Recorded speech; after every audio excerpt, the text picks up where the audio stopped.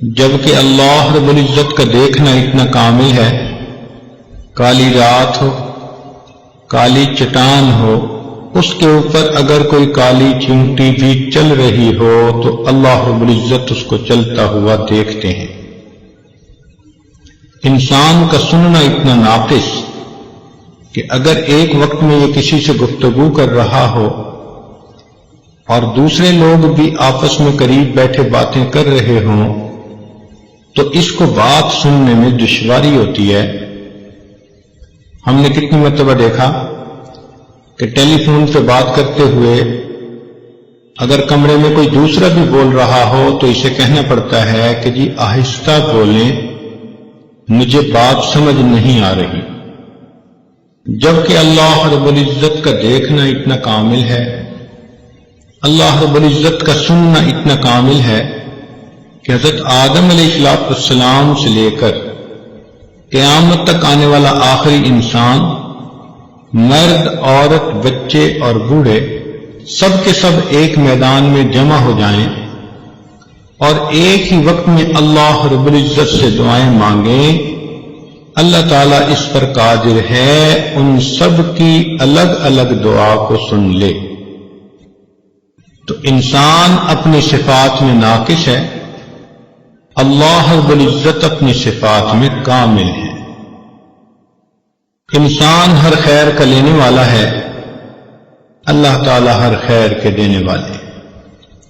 چنانچہ ہمارے پاس جو کچھ بھی ہے یہ ہمارا اپنا ذاتی نہیں، ملکیت نہیں، یہ سب اللہ رب العزت کی دین ہے اور اس کی عطا ہے۔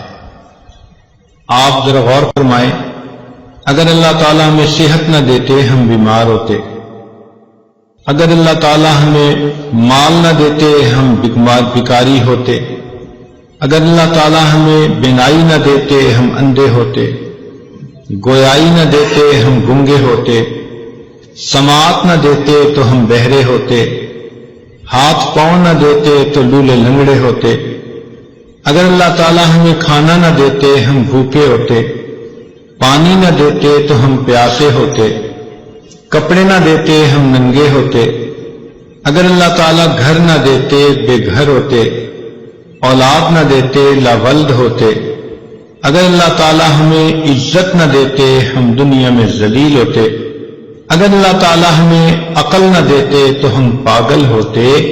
معلوم ہوا یہ جو عزتوں بھری زندگی ہم دنیا میں گزارتے پھر رہے ہیں یہ سب اللہ رب العزت کا کرم اور احسان ہی ہے۔ چنانچہ ہارون رشید ایک مرتبہ پیاسا تھا اور اس نے پانی مانگا تو لانے والے نے پانی کا پیالہ لا کر دیا۔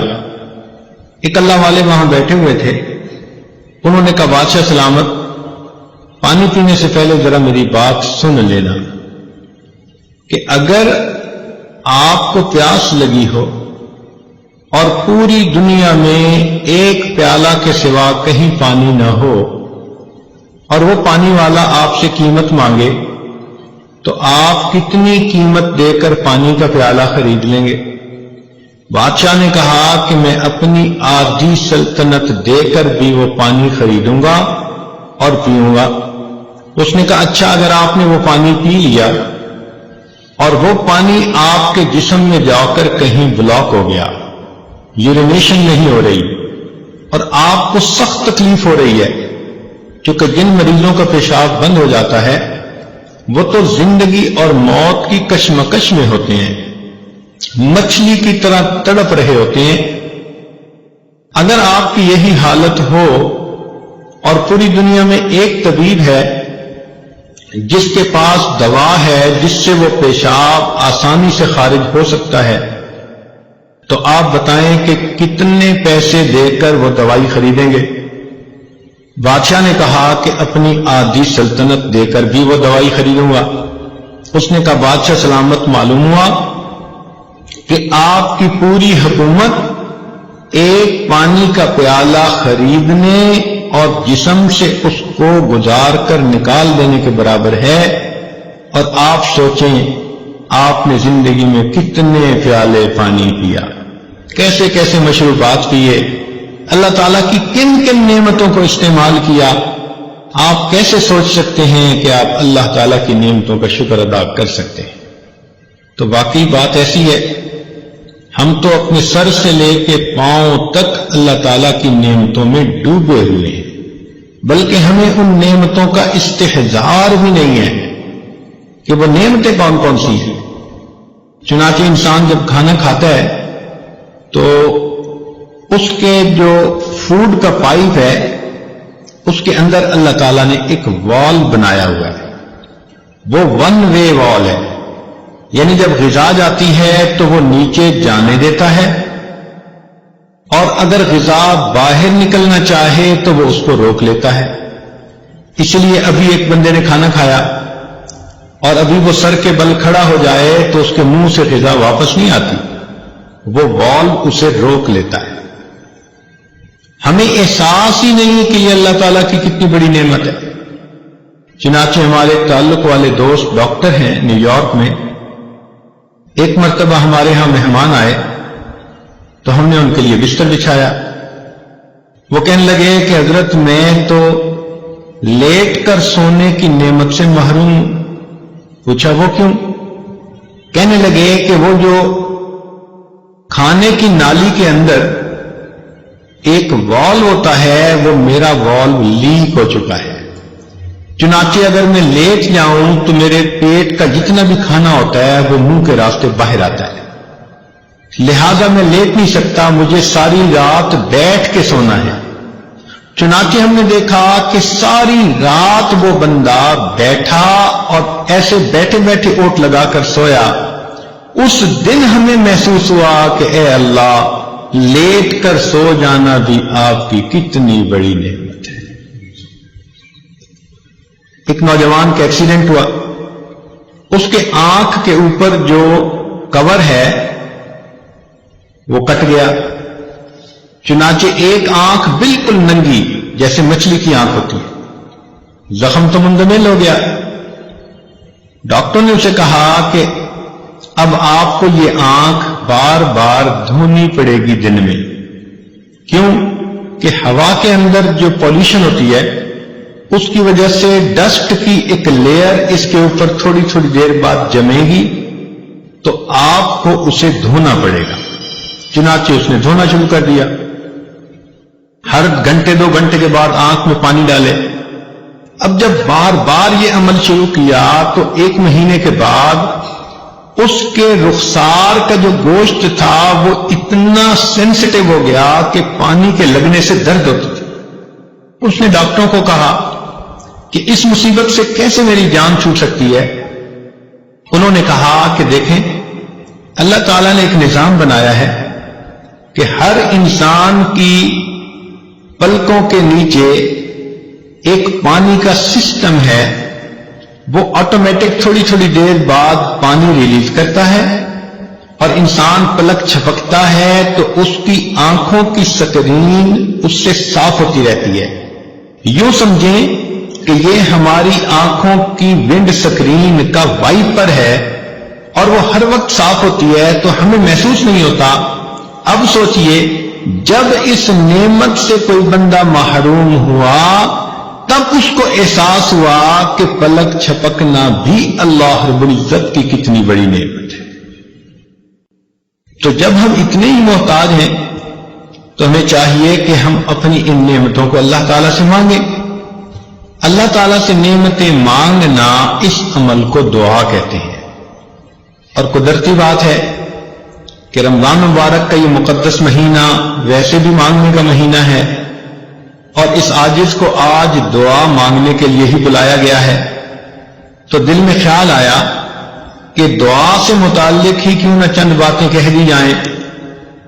ممکن ہے کہ اگر یہ بات سامعین کے سمجھ میں آ گئی اور انہوں نے رمضان مبارک میں اللہ تعالیٰ سے صحیح انداز سے دعائیں مانگی تو یقیناً ان کا فائدہ ہو جائے گا۔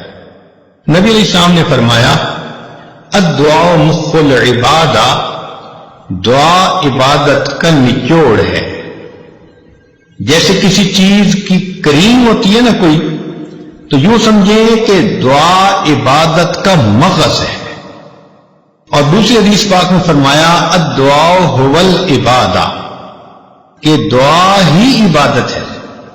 اللہ تعالیٰ خوش ہوتے ہیں جب کوئی بندہ دعا مانگتا ہے، اور جو نہیں مانگتا اللہ تعالیٰ اس سے ناراض ہوتے ہیں۔ چنانچہ ارشاد فرماتے ہیں من لم یسأل اللہ یغضب علیہ، جو بندہ دعا نہیں مانگتا اللہ تعالیٰ اس بندے سے ناراض ہوتے ہیں۔ آج ہم مخلوق سے تو بہت کچھ مانگتے پھرتے ہیں اور ہمیں ڈھنگ اور طریقے بھی آتے ہیں، اللہ تعالیٰ سے مانگنے کے طریقے آج ہم نہیں سیکھ پائے۔ چنانچہ مخلوق کے مانگنے میں اور اللہ رب العزت سے مانگنے میں چند بنیادی فرق ہیں، ذرا توجہ سے بات سنیے گا۔ پہلی بات تو یہ کہ مخلوق سے اگر آپ بار بار مانگیں تو مخلوق ناراض ہوتی ہے۔ آپ دوست سے ایک دفعہ کوئی چیز مانگیں وہ دے دے گا، دوسری دفعہ مانگیں دے دے گا، تیسری دفعہ موڈ بنا لے گا، چوتھی دفعہ بولنا چھوڑ دے گا، اور پانچویں دفعہ آپ سے تعلق توڑنے کا اعلان کر دے گا کہ یہ کیسا آدمی ہے، ہر وقت مانگتا ہی رہتا ہے۔ تو مخلوق سے بار بار مانگو تو مخلوق ناراض ہوتی ہے، جبکہ اللہ رب العزت کا معاملہ عجیب ہے۔ بندہ ایک دفعہ مانگے وہ دیتے ہیں، دو دفعہ مانگے وہ دیتے ہیں، جتنی بار مانگے اتنی بار دیتے ہیں، بلکہ جو بندہ ہر چیز اللہ سے مانگے، ہر وقت اللہ سے مانگے، اللہ تعالیٰ اس بندے کو اپنا ولی اور دوست بنا لیتے ہیں۔ وہ فرماتے ہیں کہ یہ ہمارا ایسا بندہ ہے کہ ہمارے سوا کسی اور سے یہ مانگتا ہی نہیں۔ ایک دوسرا فرق یہ ہے کہ اگر ہم مخلوق سے کوئی مانگے تو کئی مرتبہ دے تو دیتے ہیں مگر غصے میں آ کے دیتے ہیں۔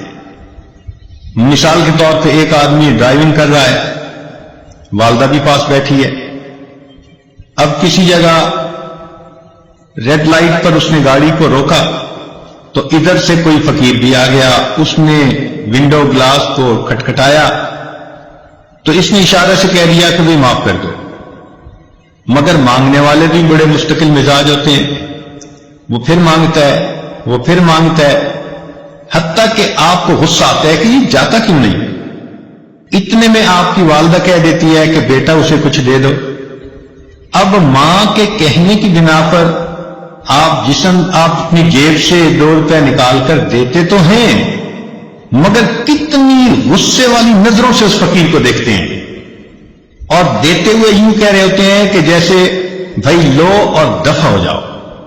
تو دیا بھی مگر غصے سے دیا، بوجھ سمجھ کے دیا، مگر اللہ تعالیٰ کا معاملہ اور ہے۔ بندہ اس سے جتنا بھی مانگے، جب بھی مانگے، اللہ تعالیٰ کبھی بھی ناراض ہو کر نہیں دیتے، بلکہ ہمیشہ بندے کو پیار سے دیا کرتے ہیں۔ پھر مخلوق کے مانگنے میں ایک اور بھی ہے کہ اگر آپ کسی امیر بندے کے پاس جائیں اور ان سے کہیں گے کہ مجھے ایک چونی دے دے، اور وہ بندہ اربوں پتی ہو تو آپ سے غصہ کرے گا کہ آپ نے مجھے کیا فقیر سمجھا ہوا ہے جو مجھ سے چونی مانگنے آ گئے ہیں۔ اور اگر آپ کسی غریب کے پاس جائیں اور اسے کہیں بھئی مجھے 10 کروڑ کا قرضہ چاہیے تو وہ ناراض ہو جائے گا، یار آپ نے میرے پاس کوئی خزانہ دیکھا ہے۔ تو عجیب بات، امیر سے تھوڑا مانگیں تو وہ ناراض، اور فقیر سے زیادہ مانگیں تو وہ ناراض، مگر اللہ رب العزت کا معاملہ ایسا ہے کہ بندہ اس سے جتنا مانگے، تھوڑا یا زیادہ، اللہ تعالیٰ دیتے ہیں۔ بلکہ حدیث پاک میں آتا ہے کوئی بندہ اپنے جوتے کا ٹوٹا ہوا تسمہ بھی اللہ سے مانگتا ہے، اللہ تعالیٰ وہ بھی دے کر خوش ہو جاتا ہے۔ پھر ایک فرق اور بھی ہے مخلوق سے مانگنے میں کہ اگر وہ دیں گے تو دن کے کچھ وقت میں دیں گے، شام کو دروازے بند ہو جائیں گے۔ آپ رات کو کسی کے دروازے پہ جائیں تو دروازے کو بند پائیں گے۔ تو دروازے دینے والے کے کبھی کھلتے ہیں کبھی بند ہو جاتے ہیں، مگر اللہ رب العزت کا دروازہ ایسا ہے کہ جو دینے والوں کے لیے ہمیشہ کھلا رہتا ہے، لا تأخذہ سنۃ ولا نوم، اللہ تعالیٰ کو نہ اونگ آتی ہے نہ نیند آتی ہے، کس لیے؟ ایسا نہ ہو میرا بندہ میرے دروازے پہ سائل بن کر آئے اور دینے والا سویا ہوا ہو۔ اللہ تعالیٰ کی شان اس سے بلند ہے، وہ کتنا کریم پروردگار ہے کہ جس کا دروازہ کبھی بند ہی نہیں ہوتا۔ پھر جن لوگوں کے پاس ہم جاتے ہیں ان کو خود اپنی ضرورتیں ہوتی ہیں۔ آپ اگر دنیا میں کسی سے مانگیں وہ کہے گا یار مجھے اپنی ضرورت ہے، میں نے قرضہ دینا ہے، حالات میرے ذرا ٹائٹ ہو گئے ہیں، میری پیمنٹ رک گئی ہے، مجھ سے قرضے والے مطالبہ کر رہے ہیں، میری کنسائنمنٹ جو ہے وہ رک گئی ہے، میرا کنٹینر پھنس گیا ہے، مارکیٹ کے حالات اچھے نہیں۔ تو آپ اگر مخلوق میں سے کسی سے مانگیں تو وہ خود محتاج اپنی 10 ضرورتیں آپ کو بیان کر دے گا، لیکن اللہ رب العزت سے مانگیں تو اللہ تعالیٰ کا معاملہ اور ہے۔ اللہ تعالیٰ وہ ذات ہے کہ سب اس کے محتاج ہیں، وہ کسی کا محتاج نہیں ہے۔ پھر مخلوق سے مانگنے میں اور اللہ تعالیٰ سے مانگنے میں ایک فرق اور بھی ہے کہ اگر دنیا میں کوئی بندہ ذرا ذی حیثیت بنتا ہے نا تو اس کی کوشش ہوتی ہے کہ اپنوں کو نوازے۔ آج دنیا میں کسی کو حکومت ملے تو وہ اپنی پارٹی کے بندوں کو ہی نوازتے ہیں، اور ان کی کوشش ہوتی ہے کہ اگر کوئی حزب مخالف میں ہے تو اس کے جو کچھ پاس ہے اس سے بھی محروم کر دو، ان کے منہ سے نوالے بھی چھین لو۔ تو مخلوق اپنوں کو عطا کرتے ہیں اور غیروں کو محروم کرتے ہیں۔ اللہ تعالیٰ کا معاملہ اور ہے، وہ اس دنیا میں اپنوں کو بھی عطا کرتا ہے جو کلمہ پڑھنے والے بندے ہیں، جنہوں نے اللہ کو مانا، اور جنہوں نے اللہ کو نہ مانا ان کفار کو بھی اپنی رحمانیت کے صدقے اللہ تعالیٰ اس دنیا میں اولاد دیتا ہے، عزت دیتا ہے، مال دیتا ہے، صحت دیتا ہے۔ تو معلوم ہوا کہ اللہ تعالیٰ وہ ذات ہے جو فقط اپنوں کو ہی نہیں نوازتے، وہ اس دنیا میں اپنے غیروں کو بھی عطا فرما دیتے ہیں، وہ یاروں کو بھی دے دیتے ہیں اس دنیا میں اور غداروں کو بھی دے دیتے ہیں، بلکہ اپنوں کو تو دال ساگ پہ راضی کر دیتے ہیں اور غداروں کو تو معلوم نہیں کیا کیا تر لقمے کھلا دیتے ہیں۔ فرماتی ہیں کہ اگر مجھے ایمان والوں کا ڈر نہ ہوتا، خوف نہ ہوتا کہ یہ بہک جائیں گے، تو ان کافروں کی چھتوں کو، ان کی سیڑھیوں کو، ان کے گھروں کو میں سونے کا بنا دیتا، اس لیے کہ پوری دنیا میری نظر میں مچھر کے پر کے برابر بھی حیثیت نہیں رکھتی۔ پھر مخلوق سے مانگنے میں اور خالق سے مانگنے میں ایک اور فرق بھی ہے کہ جس سے آپ کو مانگنا ہے پہلے آپ کو اس سے تعلق بنانا پڑے گا، تحفے تحائف لے کے جانے پڑیں گے۔ تو دنیا میں کسی کے پاس جاؤ تو پوچھیں گے کیا لائے ہو، کیا گفٹ لائے، افسر صاحب کے لیے کیا کچھ لائے۔ تو دنیا میں کسی کے پاس جاؤ تو جواب ملے گا کہ کیا لائے ہو، جبکہ اللہ رب العزت وہ ذات ہے کہ جب بھی اس کے دروازے پہ بندہ جائے وہ ہمیشہ بندے سے یہ پوچھتا ہے میرے بندے تم میرے دروازے پر کیا لینے کے لیے آئے ہو۔ مخلوق کے بارے میں دیکھا کہ اگر وہ کسی پہ کچھ احسان کریں بھی اور انہیں اڑتی ہوئی خبر ملے کہ فلاں بندہ تو میرے بارے میں الٹی بات کر رہا تھا، تو وہ شک کی بنا پر بھی اپنے ان احسانات کو، تعاون کو روک دیتے ہیں۔ حقیقت نہیں تھی بات، ایسی کسی نے بات کر دی، کیونکہ یہ اس کو دے رہے ہیں، احسان کر رہے ہیں، تو شک کی بنا پر اس بندے کو محروم کر دیں گے۔ اور اللہ تعالیٰ کیا ذات ہے، سبحان اللہ، کہ اس کے بندے اگر بتقاضائے بشریت گناہ بھی کر بیٹھتے ہیں، حکم خدا کو توڑ بھی بیٹھتے ہیں اپنی جہالت کی بنا پر، اللہ تعالیٰ اپنی نعمتوں سے محروم پھر بھی نہیں کرتا۔ کبیرہ گناہ کر کے آتے ہیں اور گھر میں آ کے پلنگ پر میٹھی نیند سو جاتے ہیں۔ اللہ تعالیٰ ان کو نیند سے محروم تو نہیں کر دیتا۔ یہ تو نہیں کہ تم نے نماز قضا کی تو تمہارا کھانا ہضم نہیں ہوگا۔ اللہ تعالیٰ کتنی جو ہے وہ شفیق ذات ہے، رحیم ذات ہے کہ جو اپنے بندوں پر ان کے گناہوں کے باوجود بھی فوراً اپنی نعمتوں کے دروازے بند نہیں کرتا بلکہ ان کو مہلت عطا فرما دیتا ہے۔ تو اس سے معلوم ہوتا ہے کہ اگر بندے نے لینا بھی ہو تو مخلوق سے مانگنے کی بجائے اپنے پروردگار سے مانگے، مگر یہ مانگنا بھی ایک عمل ہے جو سیکھنا پڑتا ہے۔ آپ نے دیکھا ہوگا کورس کے اندر اپلیکیشن دینی ہونا تو ہر بندہ تو وہ فارم بھر ہی نہیں سکتا، تو لوگ بیٹھے ہوتے ہیں جو کہتے ہیں جی آئیں ہم آپ کو فارم بھرنا سکھا دیتے ہیں۔ آپ نے پاسپورٹ کے لیے اپلائی کرنا ہے تو درخواست میں کتنی ٹیکنیکل پوائنٹس باتیں ہوتی ہیں، تو بندہ ضرور ہیلپ مانگتا ہے کسی سے کہ بھئی میں ایسا نہ ہو کہ کہیں غلط انفارمیشن دے بیٹھوں۔ عمرہ حج کا ویزا ہو تو کسی نہ کسی جاننے والے سے پوچھتا ہے کہ بھئی میں نے اپلیکیشن کیسے بھرنی ہے۔ اسی طرح اللہ والے وہ دعا مانگنے کا عمل جانتے ہیں۔ ہمیں ان سے پوچھنا چاہیے کہ جی ہم نے اگر اللہ تعالیٰ سے کوئی دعا کرنی ہے تو یہ بھی تو ایک اپلیکیشن بھرنے کی مانند ہے نا، تو ہم کیسے اپلیکیشن بھریں کہ اپروو ہو جائے؟ ہم نے دنیا میں دیکھا کہ اگر اپلیکیشن پراپر نہ بھری ہوئی ہو نا تو ریجیکٹ ہو جاتی ہے۔ بالکل یہی معاملہ اگر دعا پورے آداب کے ساتھ نہ مانگی جائے تو دعا بھی اللہ تعالیٰ کے حضور قبول نہیں ہوتی۔ اب ہم پھر پریشان ہوتے ہیں وہ جی ہماری دعائیں قبول کیوں نہیں ہوتی، اور معاذ اللہ ایسے الفاظ کہہ بیٹھتے ہیں جی اللہ تعالیٰ تو ہماری سنتا ہی نہیں، حالانکہ ان ربی لسمیع الدعاء، میرا پروردگار تو ہر بات کو دعا کو سنتا ہے۔ تو کیوں ایسا کہتے ہیں؟ بجائے اس کے کہ ہم یہ سوچیں اللہ تعالیٰ قبول نہیں کر رہے، کیوں نہ ہم یہ سوچیں کہ ممکن ہے ہماری دعا کے مانگنے میں کوئی فرق اور کمی ہو جس کی وجہ سے وہ قبولیت کے درجے پہ ہی نہ پہنچ رہی ہو۔ ایک بات یہاں اور بھی ذرا کلیئر کرنی ضروری ہے۔ ایک ہوتا ہے دعائیں کروانا اور ایک ہوتا ہے دعائیں لینا۔ دعائیں کروانا بھی عبادت ہے، نیک کام ہے، لیکن دعائیں لینا اس سے بھی بڑا نیک کام ہے۔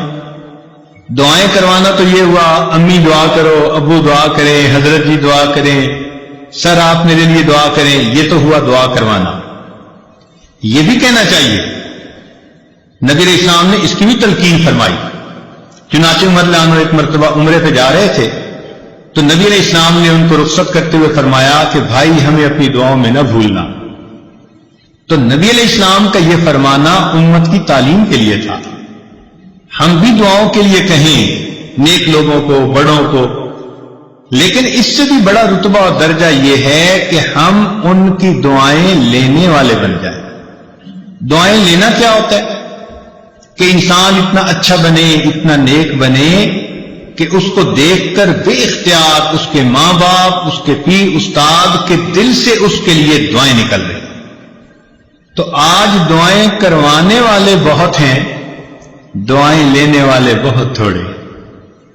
تو کوشش یہ کرنی چاہیے کہ اللہ تعالی ہمیں دعائیں لینے والا بنا دے۔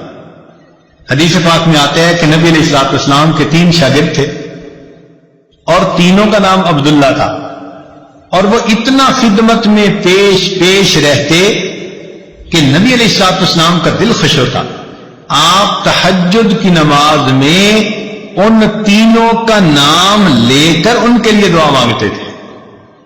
اس کا نتیجہ کیا نکلا کہ وہ تینوں دنیا کے اندر بہت عزتیں پانے والے بزرگ بنے۔ چنانچہ ان میں سے عبداللہ ابن عباس لانو امام المفسرین بنے، عبداللہ ابن عمر رضی اللہ تعالیٰ عنہ امام المحدثین بنے، اور عبداللہ ابن مسعود رضی اللہ عنہ امام الفقہاء بنے۔ اللہ نے تینوں کو ایسا وقت لگا دیا۔ تو یہ جو ہوتا ہے نا بڑوں کی دعائیں لینا، یہ اللہ رب العزت کی بہت بڑی مہربانی ہوتی ہے۔ بہرحال ایک بات ذہن میں رکھیے کہ آج ہم جو کوتاہی کرتے ہیں نا دعا مانگنے میں، وہ یہ ہوتی ہے کہ ایک تو ہم جلدی مایوس ہو جاتے ہیں۔ ہم چاہتے ہیں آج ہم نے دعا مانگی اور بس شام ہونے سے پہلے دعا کی قبولیت سامنے نظر آ جائے۔ آج کل عورتیں ایسے سمجھتی ہیں کہ جیسے ہم نے خامن کو صبح کام کہا تو شام تک ہونا چاہیے، اگر نہیں ہوا تو شکوہ کریں گی۔ یہ اللہ تعالیٰ کو بھی اسی طرح ڈیل کرتی ہے کہ جی ہم نے فجر کی نماز میں دعا مانگی تھی اور شام تک دعا قبولی نہیں ہوئی، ادھر بھی شکوے کرنے بیٹھ جاتی ہیں۔ اللہ تعالیٰ ہے، اس سے مانگنے کا طریقہ ہے، اس کی بارگاہ میں ناز نہیں چلتا، اس کے ہاں نیاز چلتی ہے، عاجزی چلتی ہے۔ کئی مرتبہ عورتوں کو دیکھا خط میں اپنے حالات لکھتی ہیں کہ جی میں نے دعا مانگی قبول نہیں ہوئی، بس میں نے تو دعائیں مانگنی چھوڑ دی۔ یعنی جیسے خامن سے روٹھ جاتا ہے، یہ خدا کی بندیاں اپنی کم علمی کی وجہ سے اپنے خدا سے بھی روٹھی پھرتی، یہ نہیں دیکھیں گی کہ بھائی دعا مانگنے میں تو کوئی کمی ہوگی نا، جس وجہ سے یہ اپلیکیشن ریجیکٹ ہو گئی ہے، اس پہ غور نہیں کریں گی، بلکہ اللہ تعالیٰ اور جی ہماری تو سنتا ہی نہیں۔ کیوں نہیں سنتا؟ حدیث پاک میں آتا ہے ہر بندے کی دعا قبول ہوتی ہے، مگر قبولیت کے 3 انداز ہیں۔ یا تو جیسے مانگی من قبول ہو گئی، یا اللہ تعالیٰ اس کے بدلے کوئی بڑی مصیبت اس بندے سے دور کر دیتے ہیں، یا اس کو نام اعمال میں ذخیرہ کے طور پر لکھوا دیتے ہیں اور قیامت کے دن اس کو اتنا دیں گے۔ حدیث پاک میں آتا ہے کہ وہ بندہ دعا مانگے گا، اللہ دنیا میں میری کوئی دعا نہ پوری ہوتی، ہر دعا ذخیرہ بنی ہوتی اور آج اس دن مجھے اس کا اجر ملتا تو کتنی اچھی بات ہوتی۔ 3 میں سے کسی نہ کسی ایک صورت میں دعا کا بدلہ ضرور ملتا ہے۔ اب اللہ تعالیٰ پابند تو نہیں ہے نا کہ ہم نے مانگی ہے تو اسی کو پورا کر دے۔ اللہ تعالیٰ حکمت والے ہیں، وہ دیکھتے ہیں کہ یہ دعا اس کے لیے پورا ہونا بہتر ہے یا برا ہے۔ کئی دفعہ بندہ پیسہ مانگتا ہے اور اللہ تعالیٰ جانتے ہیں کہ اس کو پیسہ مل گیا نا تو یہ اس کو ہضم نہیں کر پائے گا، یہ ایمان سے ہی محروم ہو جائے گا، یہ دین سے ہی محروم ہو جائے گا، تو اللہ تعالیٰ پھر اس کی اس دعا کو اس طرح قبول نہیں کرتے۔ جیسے بچہ انگارہ پکڑنا چاہے تو ماں کتنی محبت کرنے والی ہوتی ہے مگر انگارہ نہیں پکڑنے دیتی۔ اب بچہ روئے بھی، امی میری بات نہیں مانتی، نہیں، بچے کو نہیں پتا کہ وہ اس کے لیے نقصان دہ ہے، ماں کو پتا ہے۔ اسی طرح ہم نے جو مانگا ہمیں کیا پتا وہ ہمارے لیے ٹھیک ہے یا نہیں۔ اللہ تعالیٰ چونکہ رحیم و کریم ہے، اس لیے جو بندے کے لیے بہتر نہیں ہوتا اللہ تعالیٰ وہ نہیں کرتا۔ چنانچہ کئی بچیاں چاہتی ہیں کہ جی فلاں جگہ شادی ہو جائے، ہر بندہ چاہتا ہے پسند کی شادی ہو، تو اب ان کی اگر نیت بن گئی کہ ادھر شادی ہو جائے اور ہو نہیں رہی تو بس سب سے بیزار، بڑی دعائیں مانگی، بڑے وظیفے کیے، بڑا قرآن پڑھا اور جی ہماری تو دعا قبول ہی نہیں ہوتی۔ اللہ کی بندی، آپ کو کیا پتا کہ وہ جو اس وقت اتنی محبتوں کا تمہارے ساتھ اظہار کر رہا ہے کل کو تمہارے ساتھ وہ کیا برتاؤ کرے گا۔ ممکن ہے کل کو وہ تمہیں سرے سے ہی طلاق دے دے، کل کو وہ تمہاری بجائے کسی اور کے ساتھ اپنے تعلق بنا لے اور تمہیں گھر کے اندر ذلیل کرے، دوسروں کے سامنے بے عزت کرے، اور تم اس وقت جینے کی بجائے مر جانے کو ترجیح دینے لگو۔ تو اس وقت انسان سوچتا ہے جی ادھر میرا رشتہ ہو جائے، اور وہ کہتے ہیں جی میری دعا قبول ہی نہیں ہوتی۔ بھائی قبول اس لیے نہیں ہو رہی، اللہ تعالیٰ بہتر جانتی ہے۔ تو اس لیے دعا جب بھی مانگی جاتی ہے اگر بندے کے حق میں بہتر ہو تو اللہ تعالیٰ اسی طرح پورا کر دیتے ہیں، بہتر نہ ہو تو اللہ تعالیٰ پورا نہیں کرتے۔ مثال کے طور پہ ایک بندے نے کہا اللہ مجھے امیر بنا دے، غنی بنا دے، اللہ تعالیٰ نہیں بناتے۔ کیوں؟ اللہ تعالیٰ جانتے ہیں اس کو مال ملا تو یہ اولاد کی تربیت کر نہیں سکے گا، اس کی اولاد نافرمان بن کے ایمان سے بھی خارج ہو جائے گی۔ کتنے لوگ ہیں مال ان کے گھر میں آ جاتا ہے اور ان کی اولاد ان کے ہاتھوں سے نکل جاتی ہے. ہمیں کیا پتا کہ کس وجہ سے یہ دعا قبول نہیں ہو رہی. اللہ تعالیٰ پہ بھروسہ رکھیں، اعتماد رکھیں، اس کو اپنے اوپر ماں سے بھی 70 گنا زیادہ مہربان سمجھتے ہوئے سوچیں کہ کوئی نہ کوئی حکمت ہوگی جو من و ان قبول نہیں ہوگی. اور ہمیں کیا پتا کہ اللہ تعالیٰ نے اس دعا کے بدلے کوئی مصیبت سے بچایا ہو. آپ ذرا غور کریں، آپ گاڑی میں جا رہی ہیں اور کئی مرتبہ بس ایکسیڈنٹ ہوتے ہوتے بچتا ہے، تو ممکن ہے آپ کی مانگی ہوئی کسی دعا کے صدقے اللہ تعالیٰ نے آپ کو ایکسیڈنٹ سے بچا لیا. زلزلہ آیا، لاکھوں انسان مرے بھی اور زخمی بھی ہوئے. ہمیں جو اللہ نے اس زلزلے میں بچا لیا، کیا پتا کسی وقت کی مانگی ہوئی کوئی دعا ہو. تو یوں کہہ دینا جی ہم نے مانگی ہے دعا قبول نہیں ہوتی، یہ جلد بازی اللہ تعالیٰ کے بارگاہ میں ظاہر کرنا مناسب نہیں. دعا مانگنی چاہیے، مانگتے رہنا چاہیے.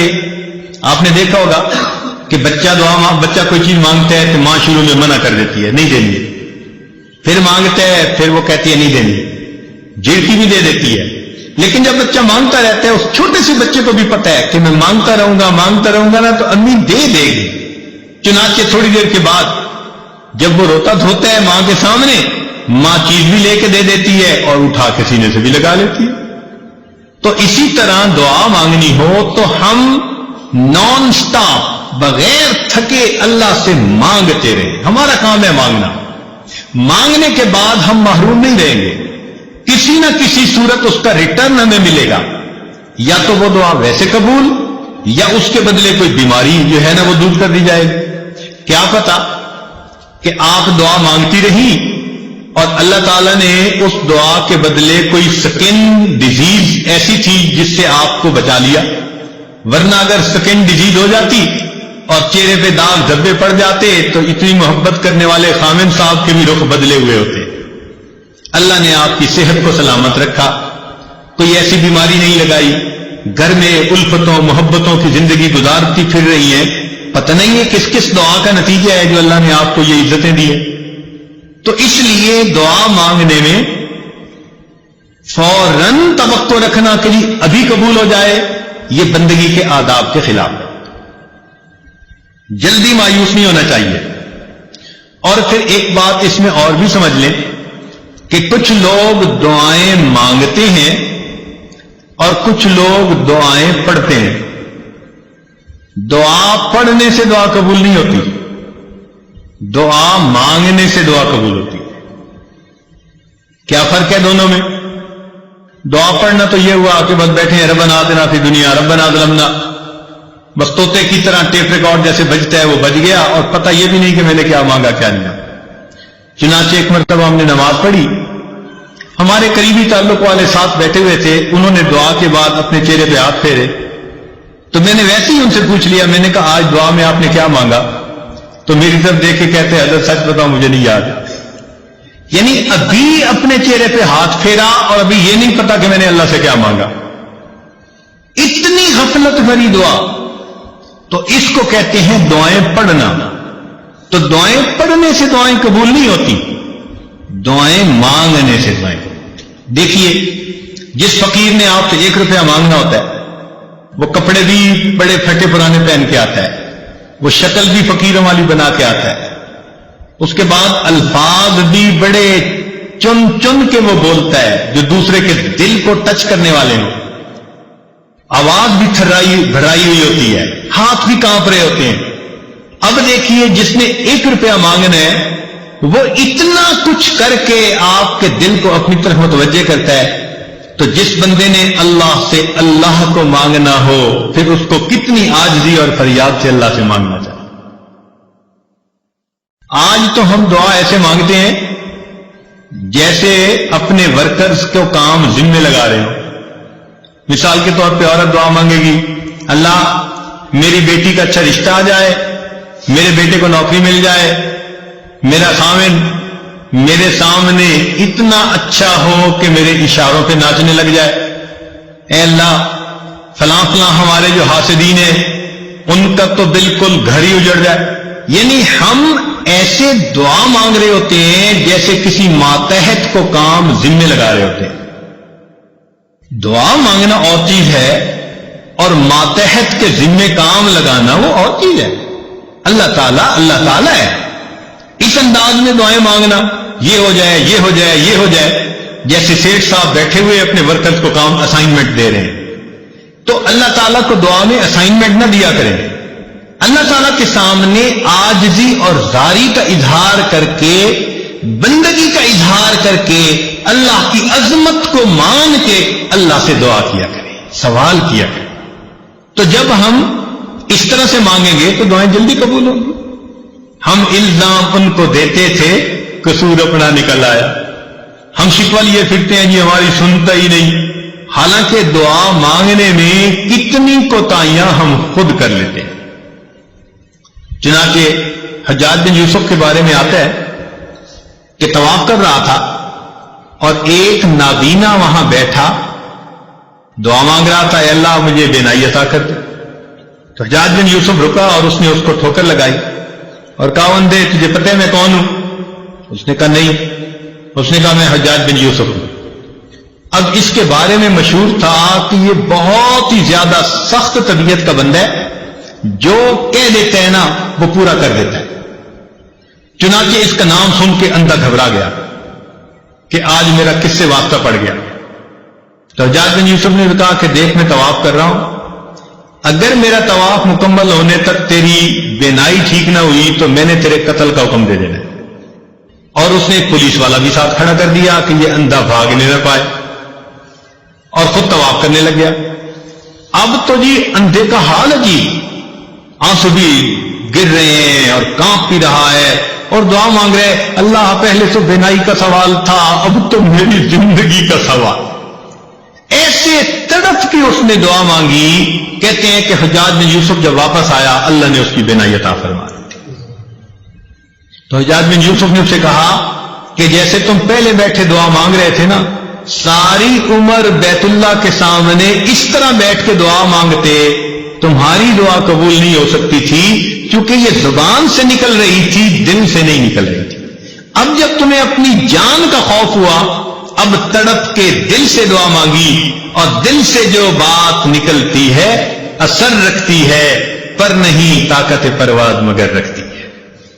تو اس لیے دعا ہمیشہ انسان ایسے مانگے کہ تڑپ کے مانگے، دل سے دعا نکلے، پھر دیکھیں اس کے بعد اللہ رب العزت کی طرف سے کیسے رحمتیں ہوتی ہیں. ایک بات ذہن میں رکھنا کہ جو شرفاء ہوتے ہیں نا، سخی لوگ ہوتے ہیں، ان سے اگر کوئی تھوڑا بھی مانگے نا تو وہ اپنے مقام کے مناسب زیادہ دیتے ہیں. مثلاً اگر کوئی مجھ سے سوال کرے تو ہو سکتا ہے میں اس کو 10 روپے دے دوں، کسی امیر سے سوال کرے وہ 1000 روپے دے دے، کسی وزیر سے بات کرے وہ 10,000 دے دے، ملک کے صدر سے جا کر مانگے تو وہ 1,00,000 روپیہ دے دے، اور اگر سعودی عرب کے بادشاہ سے مانگے تو وہ ملین میں دے دے گا، اس لیے کہ اس کا دین اتنی بڑی. تو دنیا کا ہر بندہ اپنی شان کے مطابق دیتا ہے. یہ ذہن میں یاد رکھ لیجئے، اللہ تعالیٰ جب قبول فرماتے ہیں تو بندے کو اپنی شان کے مطابق عطا فرما دیتے ہیں. وہ اتنے کریم پروردگار ہیں. چنانچہ بندے کے یعنی مانگنے والے کا دامن چھوٹا اور دینے والے کی دین بڑی ہوتی ہے. جس نے بھی مانگا. مجھے بچپن کا ایک واقعہ یاد ہے. ایک محلے کا دکاندار تھا اور میرے والد صاحب کے ساتھ اس کے بڑے اچھے تعلقات دوستانہ تھے. جب کبھی اس دکاندار سے میں کوئی چیز سودا لینے جاتا تو وہ سودا بھی تول دیتا اور جب وزن پورا ہو جاتا تو کچھ اوپر بھی ڈال دیتا.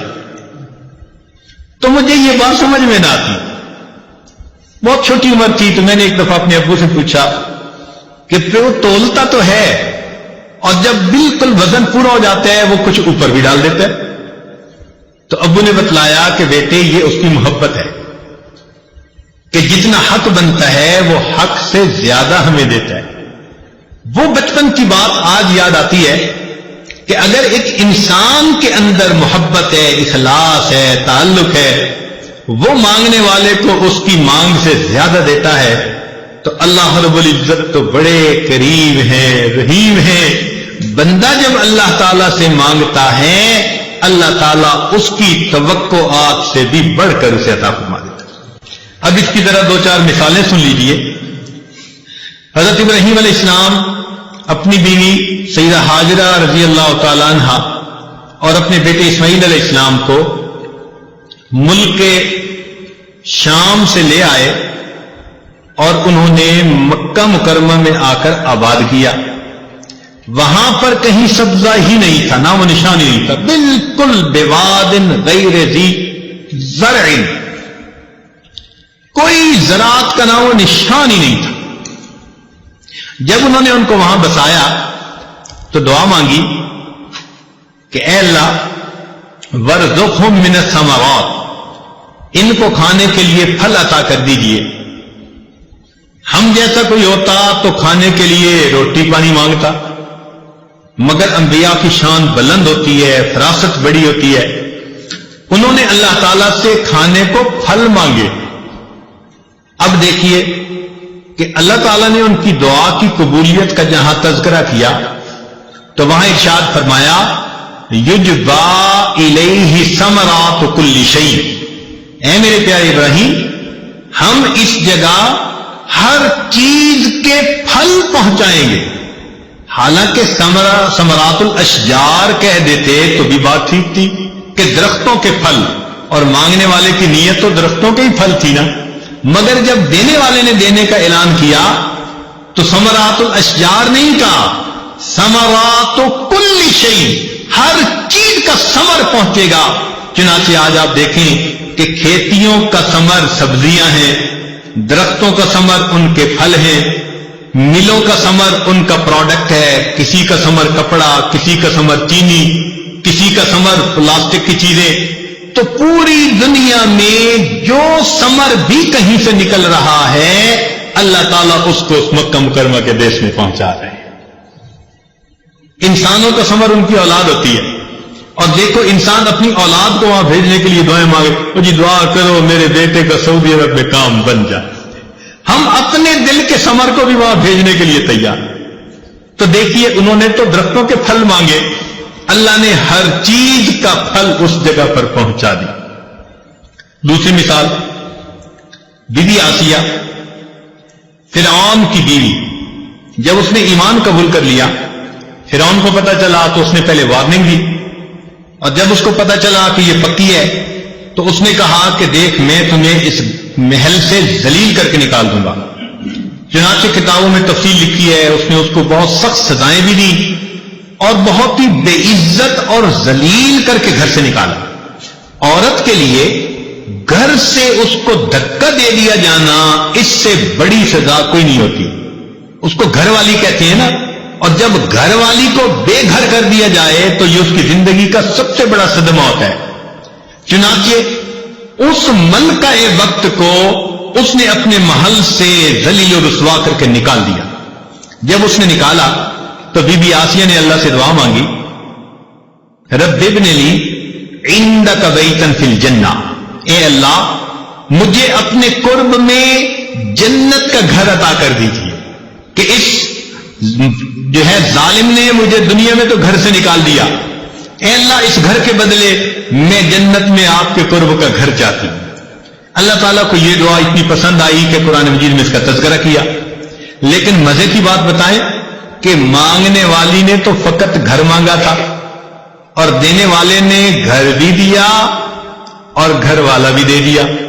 چنانچہ روح المعانی تفسیر میں لکھی ہے کہ جب خدیجہ کبریٰ عنہا کی وفات ہونے لگی تو نبی علیہ السلام نے فرمایا کہ خدیجہ جب جنت میں جانا تو میری بیویوں کو سلام کہنا۔ تو وہ بڑی حیران، اے اللہ کے نبی صلی اللہ علیہ وسلم میں دنیا میں آپ کی پہلی بیوی ہوں، جنت میں آپ کی بیویاں کون؟ تو نبی علیہ السلام نے فرمایا کہ اللہ تعالیٰ نے بی بی مریم اور آسیہ کو جنت میں میری بیویوں میں شمار فرما لیا۔ سبحان اللہ، مانگنے والی نے گھر مانگا تھا، دینے والے کی دین کتنی بڑی ہے اللہ تعالیٰ اس کو اپنے محبوب جیسا خامد عطا فرما دے۔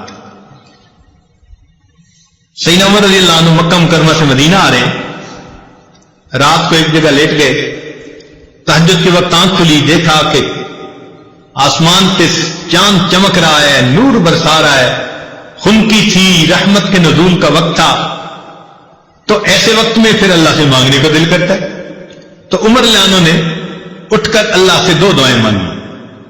ایک تو آسمان کے چاند کو دیکھ کے ان کو اپنے مدینہ کا چاند یاد آ گیا، نبی علیہ السلام کی یاد آئی، تو انہوں نے 2 دعائیں مانگی، اللہم ارزقنی شہادتاً فی سبیلک، اللہ مجھے اپنے راستے میں شہادت عطا فرما، واجعل قبری فی بلد حبیبی، اور اپنے محبوب کے شہر میں میری قبر بنا دیجیے۔ اپنی 2 دعائیں، 2 آرزوئیں، 2 حسرتیں اللہ کے سامنے پیش کی۔ اللہ تعالیٰ نے دعا کو قبول کر لیا، مگر دعا کو قبول کیا تو کیسے کیا؟ شہادت تو انہیں پہاڑ کی چوٹی پہ مل سکتی تھی، زمین کی گہرائیوں میں مل سکتی تھی، کہیں دریا میں مل سکتی تھی، کہیں گلی کے موڑ پہ مل سکتی تھی، مگر نہیں، اللہ تعالیٰ نے عمر رضی اللہ عنہ کو شہادت تو دی، کہاں پر؟ باوضو ہیں، نماز کی حالت میں ہیں، اور نبی علیہ الصلوۃ والسلام کی مسجد میں ریاض الجنہ میں مصلی کے اوپر کھڑے ہیں، وہاں ان کو زخم لگایا جاتا ہے جو بالآخر شہادت کا سبب بنتا ہے۔ اب انہوں نے تو یہ تو نہیں مانگی تھی اللہ اپنے محبوب کے مصلی پہ مجھے شہادت عطا، تو مانگنے والے نے دیکھو فقط شہادت مانگی، مگر دینے والے کی دین اتنی بڑی کہ مانگنے والے کی توقع آپ سے بھی زیادہ ہوتی ہے۔ انہوں نے دعا مانگی تھی، اللہ محبوب کے شہر میں مجھے دفن ہونا نصیب فرما، تو اگر جنت بقیع میں دفن ہو جاتے تو دعا پوری ہو جاتی، مگر نہیں، اللہ تعالیٰ نے جب دعا قبول کی تو ان کی توقع سے بڑھ کر معاملہ کیا، کیا کہ اللہ تعالیٰ نے ان کے لیے اپنے محبوب کے حجرے میں محبوب کے قدموں میں دفن ہونے کی توفیق عطا فرما دی۔ تو دستور یہ نکلا کہ مانگنے والا جو بھی مانگتا ہے، دینے والا اس کی امیدوں سے بڑھ کر اپنی شان کے مطابق عطا فرماتا ہے۔ وہ دینے والا بڑا قریب ہے۔ خدا کی دین کا موسیٰ سے پوچھئے احوال کہ آگ لینے کو جائیں پیمبری مل جائے، ہم کو شکوہ ہے ہمارا مدعا ملتا نہیں، دینے والے کو گلا ہے کہ گدا ملتا نہیں، غفلت شعاری دیکھ کر بندے کی کہتا ہے کریم، دینے والا دے کسے دستے دعا ملتا نہیں۔ مانگنے والا ہاتھ ہو اور دل ہو تو پھر اللہ کیوں نہ عطا فرمائیں گے، وہ تو بلکہ دے کے خوش ہوتے ہیں۔ اس لیے ہمیں چاہیے کہ ہم اللہ کے حضور اللہ سے خوب نعمتیں مانگیں، ہمارے جانے میں دیر ہے، اس کی عطا میں دیر نہیں ہے۔ ہم تو مائل بکرم ہیں، کوئی سائل ہی نہیں، راہ دکھلائیں کسے راہ رو منزل ہی نہیں، طور تو موجود ہے موسیٰ ہی نہیں۔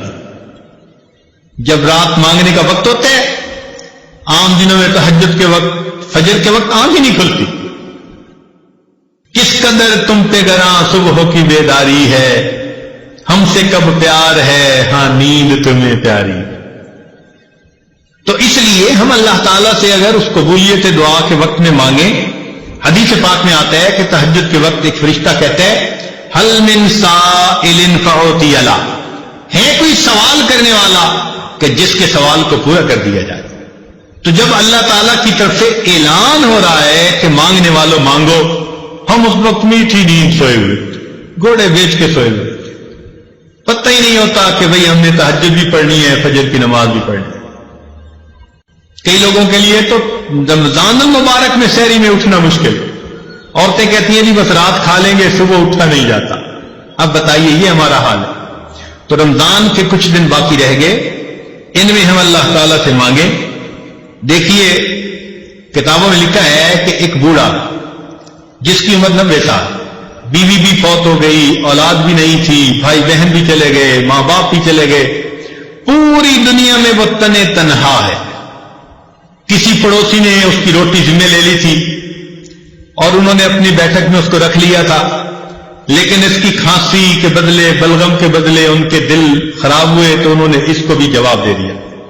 اب جب انہوں نے بھی اپنے گھر سے دھکا دے دیا، یہ بے سہارا بوڑھا، پوری دنیا میں اس کا کوئی نہیں، اب اگر اس کا دل ٹوٹا تو یہ سوچتا ہے کہ میں کہاں جاؤں، تو خیال آتا ہے کہ کیوں نہ میں اپنے رب سے جا کے دعا مانگوں۔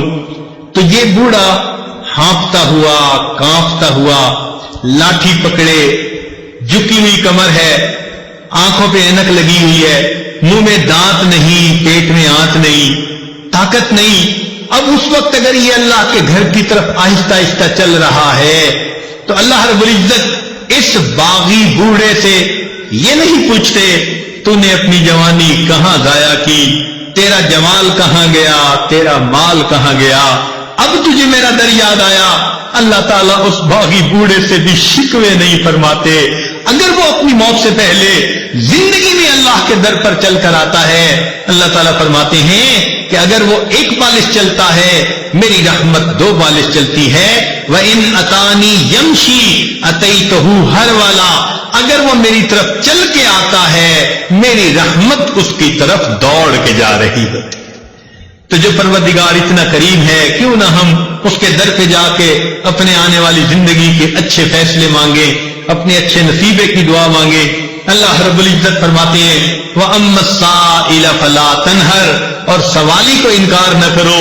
اب سوچنے کی بات ہے، جب ہم جیسے کمزوروں کو اللہ حکم دیتے ہیں کہ تم سوالی کو جھڑکی نہ دو، روکو نہیں، تم سوالی کو انکار نہ کرو، تو اگر کوئی بندہ اس پروردگار کے در پر سوالی بن کر کھڑا ہوگا اور بیٹھے گا، اللہ تعالیٰ اپنے اس بندے کو کیسے انکار فرمائیں گے؟ یقیناً مانگنے کی کمی ہوتی ہے، دینے والے کی دین میں تو کوئی کمی نہیں، وہ تو دے کے خوش ہوتا ہے، بلکہ فرماتا ہے کہ وَقَالَ رَبُّكُمُ ادْعُونِي أَسْتَجِبْ لَكُمْ، تمہارے رب نے یہ فرمایا تم دعا مانگو میں قبول کروں گا۔ اللہ کا کلام بھی سچا اور اللہ تعالیٰ بھی سچے ہیں، لہذا ہم پکے یقین کے ساتھ اللہ تعالیٰ سے دعائیں مانگیں، اللہ تعالیٰ ہماری پریشانیوں کو دور کر دے اور اللہ تعالیٰ ہمیں در در کے دھکے کھانے سے بچا لے۔ میرے دوستوں اور میری عزیز بہنوں، آج اس وقت امت مسلمہ اتنی پریشان ہے کہ یوں لگتا ہے کہ تسبیح ٹوٹی اور جس طرح دانے اوپر سے گرتے ہیں اس طرح امت مسلمہ پر پریشانیاں آ رہی ہیں، گر رہی ہیں، ہر طرف ذلت ہے، ہر طرف پریشانی ہے۔ اے خاصہ خاصان رسول، وقت دعا ہے، امت پہ تیری آ کے عجب وقت پڑا ہے، یہ دعا مانگنے کا وقت ہے۔ تو یہ عاجز گزارش کرتا ہے اجتماعی طور پر بھی دعائیں مانگیں اور گھروں میں تہجد کے اوقات میں انفرادی طور پر بھی دعائیں مانگیں۔ اللہ تعالیٰ مصیبت کی یہ گھڑیاں دور کر دے اور امت مسلمہ کو عزت رفتہ نصیب فرما دے اور اللہ تعالیٰ ہمیں در در کے دھکے کھانے سے بچا لے۔ یاد رکھیے کہ دنیا میں تو ایک در بند ہوا دوسرا کھل جائے گا، اس لیے کہ اس کا نعم البدل دنیا میں موجود ہوتا ہے۔ اللہ کا دروازہ وہ دروازہ ہے جس کے لیے یہ بند ہو جائے اس کے لیے کوئی دوسرا بدل موجود نہیں ہوتا۔ لِكُلِّ شَيْءٍ إِذَا فَارَقْتَهُ عِوَضٌ وَلَيْسَ لِلَّهِ إِن فَارَقْتَ مِنْ عِوَضٍ۔ اے آدمی، اے دوست، تو جس سے بھی دنیا میں دور ہوا تیرے لیے اس کا کوئی نہ کوئی بدل موجود ہوگا۔ اگر تو اللہ سے جدا ہو گیا تیرے لیے اللہ کا بدل کوئی دوسرا نہیں۔ اس لیے ہم اس در سے مانگنا سیکھیں، اے اللہ ہمیں در در کے دھکے کھانے سے بچا لینا، اور ہم کسی مخلوق کے دروازے پہ جانا بھی نہیں چاہتے، آپ ہی کے سامنے دامن پھیلانا چاہتے ہیں، آپ ہی سے مانگنا چاہتے ہیں۔ اے اللہ ہمیں عطا فرما دیجئے۔ کسی نے کیا اچھی بات کہی کہ تنگ دستی کے جو عالم میں گھبراتا ہوں، تنگ دستی کے جو عالم میں گھبراتا ہوں، پر درے غیر پہ جاتے ہوئے کتراتا ہوں، تنگ دستی کے جو عالم میں گھبراتا ہوں، پر درے غیر پہ جاتے ہوئے کتراتا ہوں، ہاتھ پھیلانے میں محتاج کو غیرت کے کہتی شرم آتی ہے کہ بندہ تیرا کہلاتا ہوں. اے اللہ بندے ہم آپ کے کہلائیں اور غیروں کے در پہ اپنی پیشانیاں جھکائیں، ہمیں یہ پسند نہیں. اللہ جس طرح آپ نے ہماری پیشانیوں کو غیر کے سامنے جھکنے سے روک لیا، ہمارے ہاتھوں کو بھی غیر کے سامنے پھیلنے سے روک لیجیے، اپنے ہی در سے عطا فرما دیجیے.